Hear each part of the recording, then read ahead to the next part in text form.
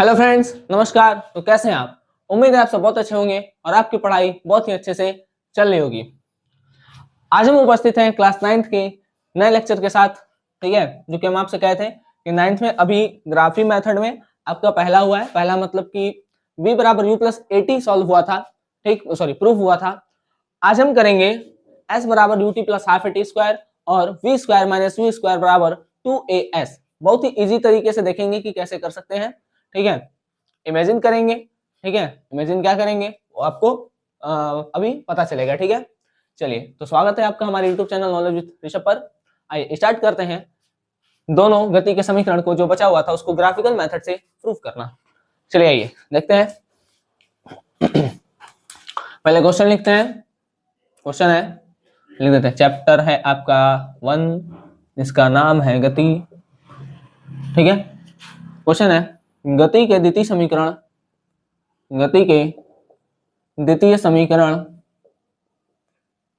s बराबर ut plus half eighty square, ठीक है, को ग्राफीय विधि से हल करें। को ग्राफीय विधि से क्या करना? हल करना। ग्राफिकल मेथड से सॉल्व करना है इसको s बराबर ut plus half eighty square को। चलिए पहले ग्राफ बना लेते हैं। ग्राफ आपको बताया गया था कि सबसे पहले एक आदमी है, ठीक है, वो यहां से कुछ दूर जाता है, ये उसका प्रारंभिक वेग है। ठीक है, ये इसका प्रारंभिक वेग है।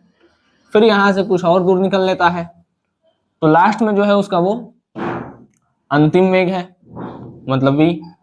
ठीक है भाई, यहां से यहां तक जाने में कुछ समय भी लगा, तो उसको हम नाम दे देंगे t।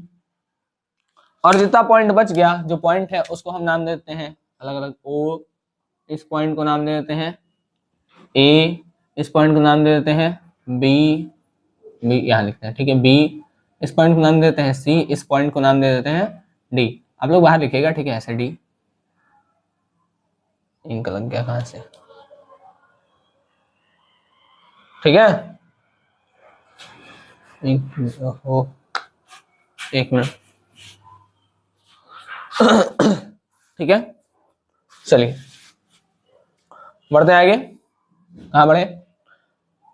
अब गति के दूसरे समीकरण को सिद्ध करना है तो हमको एक चीज पता होना चाहिए। देखिए, हम यहाँ पर एक फॉर्मूले का हेल्प लेंगे जो कि है समलंब चतुर्भुज का क्षेत्रफल। देखिए, हम यहाँ पे एक लाइन लिखेंगे, समलंब चतुर्भुज के क्षेत्रफल को दो भाग में बांटने पर, अच्छा, अगर हम इसको दो भाग में बांटे तो देखिए हमको क्या दिखेगा। एक तो हमको ट्रायंगल दिख रहा है, ये दिख रहा है। एक हमको क्या दिख रहा है? एक तो हमको ट्रायंगल दिख रहा है, ये है ना, एक ट्रायंगल है और एक रेक्टेंगल है। एक ट्रायंगल है और एक रेक्टेंगल है, देखिए। ठीक, तो अगर हम इसका क्षेत्रफल कैसे निकाल लें? अगर हम इसके क्षेत्रफल को s से दिखाते हैं, ठीक है, क्षेत्रफल को किस दिखाएंगे? s से। तो हम इसके s को दो भाग में बांटेंगे, समलंब चतुर्भुज के क्षेत्रफल को दो भाग में बांटेंगे, तो हमको क्या होगा? देखिए, हमको मिलेगा क्या क्या? हमको मिलेगा, देखिए ये ऐसा रहता है कुछ समलंब चतुर्भुज, ऐसा आपको दिखेगा। ठीक है, कुछ इस तरीके से, ठीक, कुछ ऐसा दिखेगा। और यहाँ पर ऐसे है, तो आप देखिए, एक इसमें आप एक आ गया आपका रेक्टेंगल, ठीक, और एक आ गया आपका ट्रायंगल, दिख रहा है ये, है ना। तो समलंब चतुर्भुज आपका ऐसे है। अब इसको देखिए कैसे ऐसे है, इमेजिन करिए। देखिए अभी है ना इस तरीके से रखा है, ठीक। अब इसको ऐसे है तो इसको ऐसे घुमा दीजिए, इसको ऐसे, इसको देखिए ऐसे पकड़िए, इसको ऐसे घुमाइए, ठीक, ऐसे पकड़ के ऐसे घुमाइए। जब आप ऐसे घुमाएंगे तो देखिए क्या होगा, थोड़ा इमेजिन करिए। ऐसे है, ऐसे घुमाइए, ठीक, ऐसे, ऐसे को इस तरीके से घुमाइए। जब आप घुमाएंगे तो क्या होगा, देखिए, इसमें जब आप इसको ऐसे घुमाएंगे तो ये वाला ऊपर चला आएगा, ठीक है, ऐसे होगा, ये वाला भाई ऊपर चला आया, ठीक है।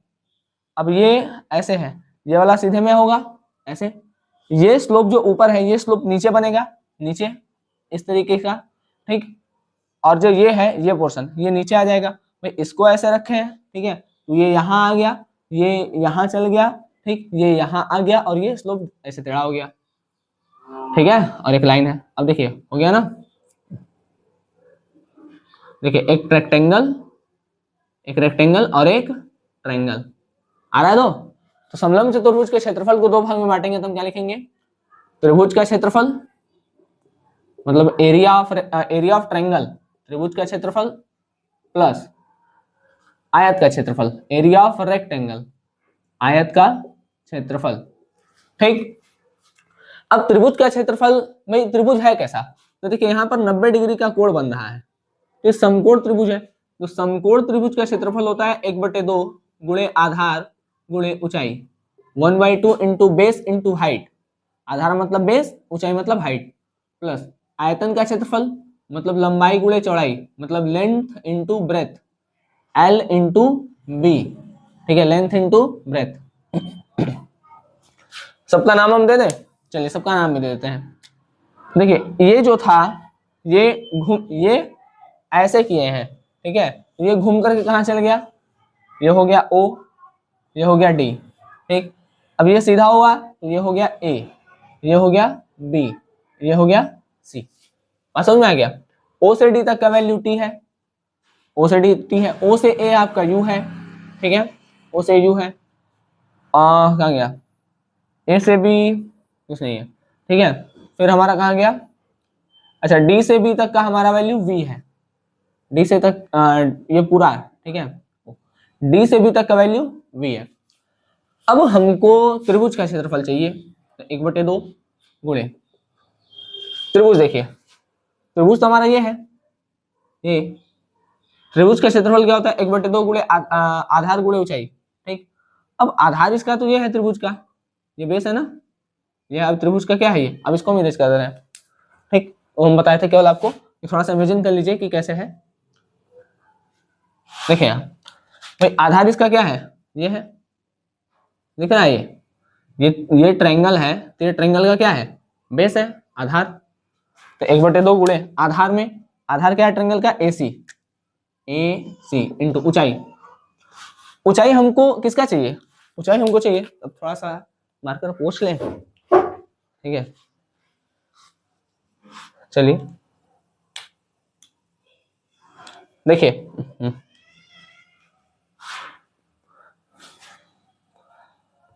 हमको ट्रायंगल का हाइट चाहिए, हमको ये चाहिए, जबकि ये तो पूरा है V, अब यहां से यहां तक V है। अच्छा एक बात बताइए, A से O तक U है तो क्या C से D तक भी U होगा, भाई इतना अगर U है तो ये भी तो U होगा, क्योंकि रेक्टेंगल में आमने सामने की भुजा बराबर होती है, आमने सामने की भुजा क्या होती है, बराबर। तो भाई यहां से यहां तक का क्या है, U है, और ये पूरा V है। अब एक बात बताइए, मान लीजिए अगर कोई इतनी लंबी दीवार है, ठीक है, ये है 10 सेंटीमीटर का, और इसकी के बगल में कोई आधा मतलब कहने का जस्ट इसका हाफ, ठीक है, ये है 5 सेंटीमीटर का। तो अगर आपसे कोई पूछे कि बाकी जो दीवार का ऊंचाई है वो कितना होगा, अगर ये आधा है 5 तो बाकी जो बचा वो कितना होगा, वो भी 5 होगा। अगर पूरा 10 है और इसका आधा 5 है तो बाकी जो बचा वो कितना होगा, वो भी 5 होगा, क्योंकि आधा है तो आधा 5 है तो बाकी आधा 5 होगा, तब ना मिला के 10 होगा। कैसे निकाले हैं, देखिए बड़े वाले में से आप छोटे वाले को क्या किए हैं, माइनस किए हैं, मतलब 10 में से 5 को माइनस किए हैं, बड़े वाले में से छोटे वाले को माइनस कर देंगे तो ये वाला पता चल जाएगा। उसी तरीके से यहाँ बड़ा वाला V, छोटा वाला U, तो बड़े में से इतना निकाल देंगे, इतना में से इतना निकाल देंगे, इतना निकल गया तो बाकी यही ना बचेगा, भाई ये पूरा V है, इतने में से इतने को निकाल दिए, तो इतना निकाल दिए तो बचा कौन, ये वाला। तो ऊपर जो होगा वो होगा आपका पूरा क्या है BD माइनस आधा क्या है BC, तो पूरे में से पूरा है BD, आधा है आपका CD जो कि पता है, वो वाला लिखेंगे BD माइनस CD। तो BD माइनस CD जब लिखेंगे तो क्या होगा, V माइनस U। बात समझ में आ गया, ठीक है। देखिए भाई पूरा हमारा भी था, हमको किसका ऊंचाई चाहिए था, हमको त्रिभुज का चाहिए, ठीक है, हमको किसका चाहिए, हमको त्रिभुज का चाहिए, तो त्रिभुज का ऊंचाई तो ये है, त्रिभुज तो बस इतना है ना, ये पूरा V है, तो पूरा v है, ठीक है, इतना का हमको चाहिए तो पूरा v है, इतना माइनस कर दें, पूरे में से ये निकाल दिए, जब ये हट जाएगा, ये गायब हो जाएगा तो कौन बचेगा, बस यही वाला ना, तो v में से इतने को माइनस कर दिए तो बाकी जो बचा ये वाला बचा होगा, तो ऐसे लिख सकते हैं, ठीक है। चलिए तो इसको हम क्या लिख सकते हैं, AC, ठीक है। अब ऊंचाई को हम क्या लिखेंगे, त्रिभुज का जो ऊंचाई है वो है BD माइनस CD, इसको ब्रैकेट में लिखेंगे BD माइनस CD प्लस लंबाई गुणे चौड़ाई।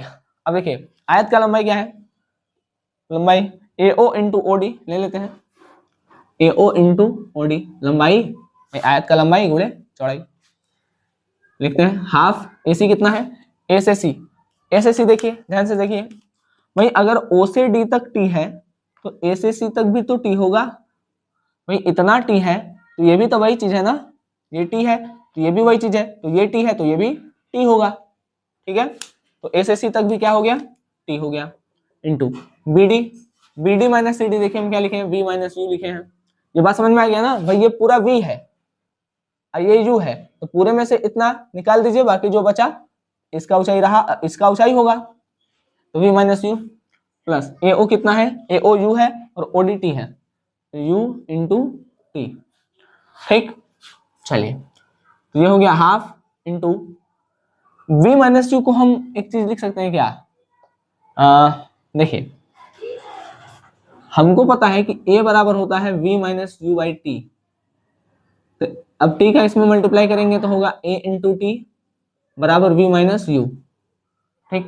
तो AT बराबर होगा V माइनस U, समझ में आ गया। AT बराबर क्या हो सकता है, AT बराबर हो सकता है V माइनस U। अब यहां पर देखिए एक चीज, AT बराबर V minus U, V minus U जो है वो AT के बराबर है, तो हम इस V माइनस U की जगह AT लिख सकते हैं भाई, ये और ये बराबर है, ठीक है, तो इसके जगह ये लिख दे हाफ इंटू T, अब V माइनस U की जगह ये लिख दे, क्यों, क्योंकि आपस में दोनों बराबर है, तो ये हो गया AT plus U into T क्या हो गया UT। अब AT इंटू T देखिए, AT का गुणा T में करेंगे, A नहीं है, T into T T square, तो AT का स्क्वायर होगा half AT square plus UT, ठीक है, S बराबर में। अब इसको सीधे सीधे लिख दीजिए, आप सीधे सीधे लिखेंगे तो क्या आ जाएगा आपका आ जाएगा S बराबर UT plus half AT square, ठीक है। हम इसको क्या लिख सकते हैं, S बराबर UT plus half AT square, ठीक है। आप इसको नोट कर लीजिए। तो ये हमारा गति का कौन सा समीकरण था, दूसरा समीकरण था, इसको जल्दी से नोट करिए, ठीक है। हम हट जा रहे हैं थोड़ा सा, ठीक है, चलिए डर दे। ये हो गया हमारा गति का दूसरा समीकरण। अब हम गति का कौन सा समीकरण सॉल्व करेंगे, तीसरा, ठीक है। इसको रहने देते हैं फिगर का, क्योंकि आवश्यकता पड़ेगा ही, ठीक है, इसको मिटा देते हैं। तो आइए अब हम गति के तृतीय समीकरण या यूं कहें कि v square minus v square बराबर 2as को क्या कर लेते हैं, ग्राफी विधि से सिद्ध करते हैं, ठीक है। गति के तृतीय समीकरण को सिद्ध करने के लिए हमको क्या करना पड़ेगा, हमको सहायता लेना पड़ेगा समलंब चतुर्भुज के क्षेत्रफल का, ठीक। हम किसका सहायता लेंगे, हम सहायता लेंगे समलंब चतुर्भुज के क्षेत्रफल का। तो हम यहाँ लिखेंगे समलंब चतुर्भुज का क्षेत्रफल, समलंब चतुर्भुज का क्षेत्रफल, इसको किससे दिखाते हैं, S से। ये बराबर होता है 1/2 ब्रैकेट में दोनों समांतर भुजा का योग, दोनों समांतर भुजा का योग गुणे में ऊंचाई, 1/2 गुणे 2 समांतर भुजाओं का योग इंटू हाइट। देखिए समलंब चतुर्भुज का क्षेत्रफल को इंग्लिश में कहेंगे एरिया ऑफ ट्रापेजियम, ट्रापेजियम मतलब होता है समलंब चतुर्भुज, equal to half sum of two parallel side into height, ठीक।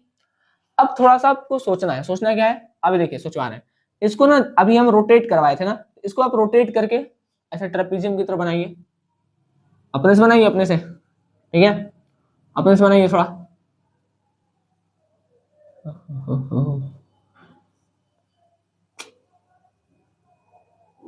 ऐसा कुछ आएगा। देखिए अब इसको हम रोटेट किए हैं तो ऊपर O चला गया, नीचे D, ठीक, OD, फिर ये हो गया आपका ए, ठीक है, ये हो गया आपका ए, ये हो गया बी और ये हो गया सी, ठीक है। अच्छा, अब एरिया ऑफ ट्रेपेजियम में देखिए दो समांतर भुजाएं कौन सी है? समांतर भुजा या पैरेलल साइड वो होता है जो एक दूसरे को कभी काटता नहीं है। तो देखिए ये दो लाइन एक दूसरे को कभी नहीं काटेगा। ये जो दो लाइन है ओ ए और डी बी, ओ ए और डी बी, डी से बी तक का v है और ओ से ए तक का जो डिस्टेंस है वो u है। तो ये डी बी और ओ ए एक दूसरे को कभी नहीं काटेगा। अब यहाँ पर हाइट क्या है? तो हाइट यहाँ पर ओडी होगा, ठीक है। हाइट वाला थोड़ा सा दिक्कत होता है, अगर आप यहाँ से देखेंगे तो आपको हाइट देखने में दिक्कत होगा, ठीक है। इसलिए हम इसको ऐसे टिल्ट करवाए हैं, मतलब ऐसे मुड़वाए हैं।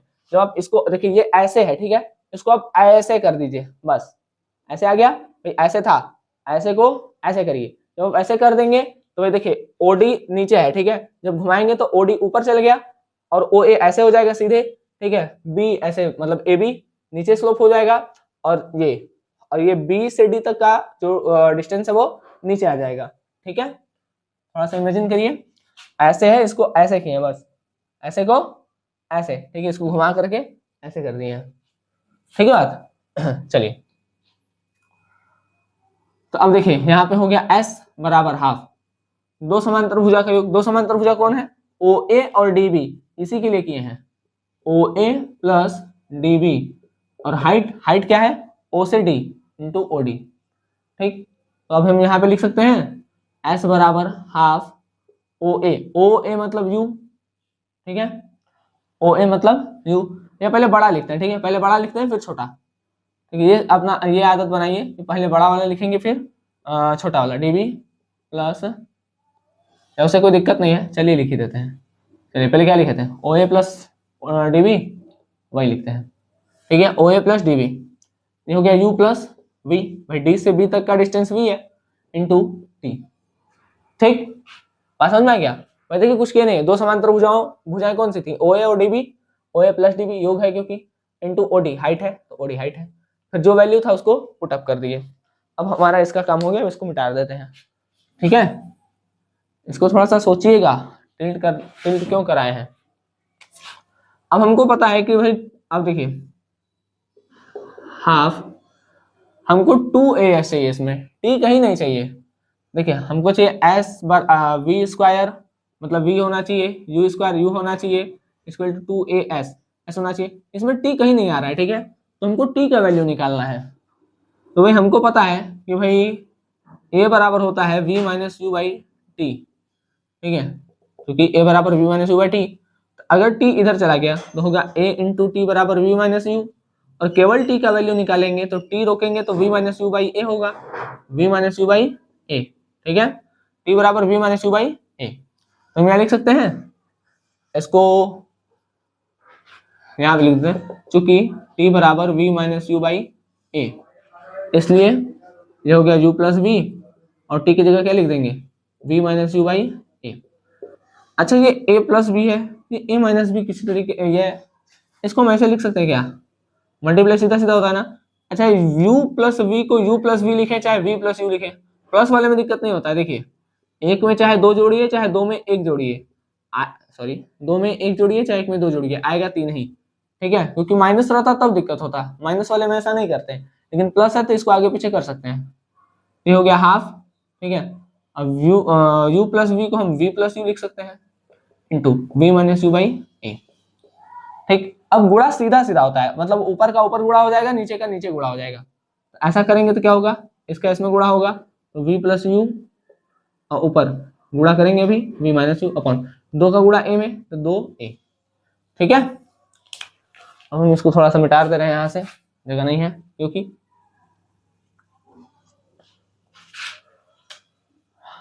ये कहीं आपको a plus b a minus b की तरह दिख रहा है क्या? है ना। तो a plus b a minus b बराबर क्या होता है? देखिए अगर सुनिए, अगर हम v को a मान लें, सपोज करिए अगर ये a हो ये b हो ये a हो ये b हो, ये लिख मत लीजिएगा जो लाल से लिख रहे हैं, ठीक है। तो a plus b a minus b, ये क्या होता है? ये होता है a square minus b square. ये क्या होता है? ये होता है a square minus b square, ठीक। तो हम इसको लिख सकते हैं एस बराबर v square minus v square बराबर 2a। अब इसका इधर मल्टीप्लाई कर देंगे तो 2a इंटू एस बराबर v square minus mu square, ये आ जाएगा 2as बराबर v square minus mu square. बात समझ में आ गया? ठीक है, ये हमारा गति का तीसरा समीकरण भी हल हो गया। किस मेथड से? ग्राफिकल मेथड से। ठीक, आप लोग इसको 2-3 बार करिए, आप लोग को आ जाएगा। ठीक है, चलिए मिलेंगे आपसे अगले लेक्चर में। अच्छा, अगले लेक्चर में क्या बात करेंगे? अगले लेक्चर में हम कुछ ग्राफ पर बात करेंगे, वेग समय ग्राफ, ठीक है, चाल समय ग्राफ, दूरी समय ग्राफ, विस्थापन समय ग्राफ, तो ये सारे ग्राफ पर बातें करेंगे। ठीक है, चलिए मिलेंगे आपसे अगले लेक्चर में। तब तक के लिए धन्यवाद, जय हिंद। आप लोग अच्छे से पढ़ाई करते रहें।